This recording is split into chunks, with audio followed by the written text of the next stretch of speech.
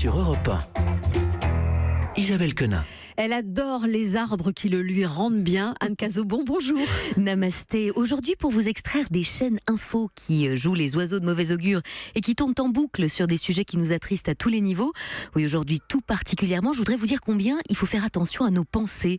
Combien tout ce qui se joue à l'intérieur de nous se joue aussi ensuite dans nos vies, à l'extérieur, dans notre réalité. Combien nos pensées influent sur notre vie. Parce que mine de rien, mine de crayon, chaque jour, on émet en moyenne 60 000 pensées. Vous savez, cette petite musique, ce petit vélo intérieur qui pédale, rarement dans le bon sens. La preuve, 95% de ces pensées sont les mêmes. Elles sont répétées chaque jour, comme un disque rayé en fait. Et le pire, c'est que 80% d'entre elles, 80% de ces pensées sont négatives. Vous imaginez le chaos à l'intérieur, comme nos cerveaux sont calibrés et configurés pour accorder encore plus d'attention aux expériences négatives. C'est un véritable chantier. Et à la fois, c'est ce qui nous a permis de survivre pendant un certain temps. Certes, sauf que grâce à l'IRM, l'imagerie IRM, les chercheurs ont prouvé que ces pensées négatives nous menaient à la dépression et à l'anxiété.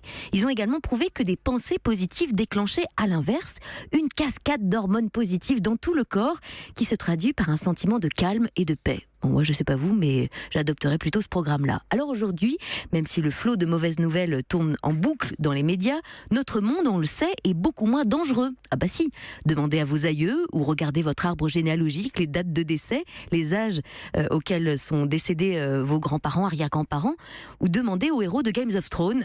Oui, l'espérance de vie était bien plus courte et bien plus restreinte à l'époque. La bonne nouvelle donc, c'est qu'on peut reconfigurer notre cerveau par diverses méthodes, dont la pensée positive.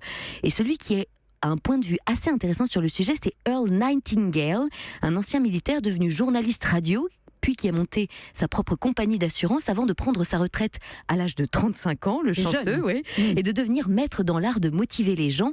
Pour lui, qui contrôle ses pensées, contrôle sa vie. Car c'est bien connu, on récolte ce que l'on sème. Parce que ça sert à rien d'envoyer des CV à tour de bras, tout en vous disant « de toute façon, je ne serai jamais pris, ça marchera pas. » Voilà, ça sert à rien de vous créer un profil sur un site de rencontre en vous répétant que vous n'êtes pas digne d'être aimé, que vous ne croyez plus en l'amour, ou que toutes les belles histoires, c'est pour les autres. Non. Earl Nightingale nous dit que c'est comme si le cerveau était un champ fertile, que si vous y plantez des navets, il poussera des navets. Si vous y plantez des orties, il en poussera aussi. Alors si vous plantez des graines de succès, elles pousseront d'autant plus vite que vous les arroserez de bonnes pensées en les exposant à la lumière de vos brillantes actions. Et pour commencer, pour se mettre en chemin vers un peu plus de positif dans vos vies, vous pouvez commencer par vous répéter régulièrement la phrase de pensée positive par excellence.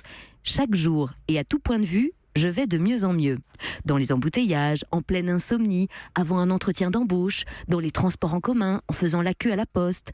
Chaque jour, et à tout point de vue, je vais de mieux en mieux.